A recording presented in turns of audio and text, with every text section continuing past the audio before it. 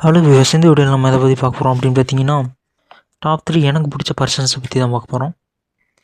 இதில் third plus பிடிச்சிருக்குது தளபதி விஜய். விஜய் பற்றி சொல்லணுன்னா அவர் ரொம்ப பார்க்க க்யூட்டாக இருப்பார், செம்மையாக டான்ஸ் ஆடுவார், நிறைய நல்ல நல்ல குட் மூவிஸ்லாம் எடுத்துருக்கிறாரு, அரசியலுக்கு வேறு வந்திருக்கிறாரு, நல்லா பேசுகிறாரு, ரொம்ப ஹம்புளான டைப். இப்போ இந்த மாஸ்டர் படத்தை வந்ததுலேருந்து அவர் கையில் காப்பு போட்டுருக்காரு, அது பார்க்குறதுக்கே சூப்பராக இருக்குது. அவர் தாடி எடுத்துகிட்டு மீசை எடுத்துகிட்டு அந்த கோட் படத்தில் செம்மையாக இருந்தார். அவர்கிட்டருந்து கற்றுக்கலாம் அப்படின்னு பார்த்தீங்கன்னா, ஹம்புளாக இருங்க, ஜாலியாக இருங்க, ஃபன்னாக இருங்க, நல்லா ஃப்ரீயாக இருங்க, அதை கற்றுக்கணும் விஜய்கிட்டேருந்து நம்ம. அடுத்து செகண்ட் ப்ளஸ் இருக்கிறது ப்ரூஸ்லி. ப்ரூஸ்லி பற்றி சொல்லணுன்னு பார்த்தீங்கன்னா, ப்ரூஸ்லி ஆகணும்னு எனக்கு ரொம்ப ஆசை, ப்ரூஸ்லி மாதிரி ஆகணும். அதாவது பார்த்திங்கன்னா இந்த தற்காப்பு கலைன்னு சொல்கிறது ஒன்று இருக்குது, அதாவது கும்ஃபு கராத்தேன்னு சொல்லுவோம், மார்ஷியல் ஆர்ட்ஸ்.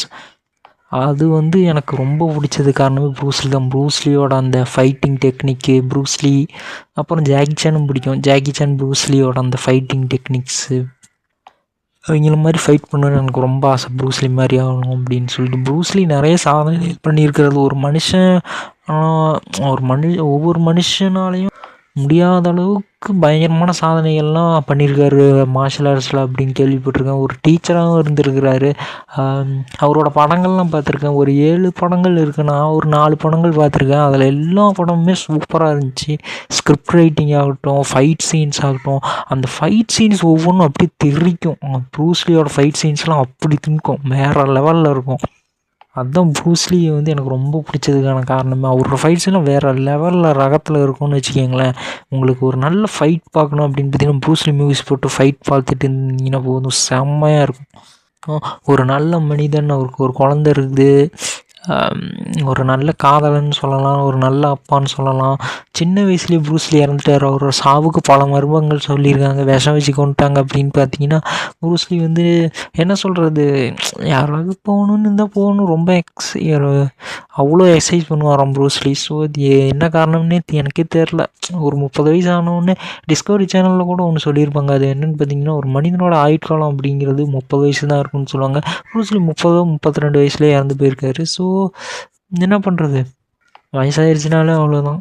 எனக்கு ரொம்ப பிடிக்கும் ப்ரூஸ்லி இப்போ இருந்திருந்தால் குறைஞ்சது ஒரு 30 படம்னாச்சும் எடுத்துருப்பார், அவ்வளோ சூப்பராக இருந்திருக்கும் அவர் இருந்திருந்தால்.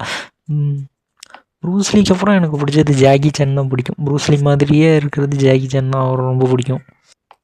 நம்பர் 1 ப்ளஸில் இருக்குது ஸ்டீஃபன் ஹாக்கிங்ஸ். வாழ்க்கையில் எல்லாமே இழந்துட்டிங்களா அப்படின்னு பார்த்தீங்கன்னா, ஒரு மனுஷன் நினச்சா நமக்கு கொஞ்சம் பரவாயில்லன்னு தோணும். அதுதான் ஸ்டீஃபன் ஹாக்கிங்ஸ். அவர் கை வராது, கால் வராது, வாய் பேச முடியாது, அவரால் எதுவுமே பண்ண முடியாது, எழுத முடியாது, ஒன்றுமே பண்ண முடியாது. இருந்தாலும் ஒரு புக் எழுதி வெளியிட்டிருக்காரு. அவரோட சின்ன சின்ன லைட்டான அந்த கண்ணசைவு, அதை வச்சுட்டு ஒரு புக்கெல்லாம் எழுதி வெளியிட்டிருக்காரு. ரொம்ப ஒரு இன்ஸ்பைரிங்கான ஒரு ஆள்.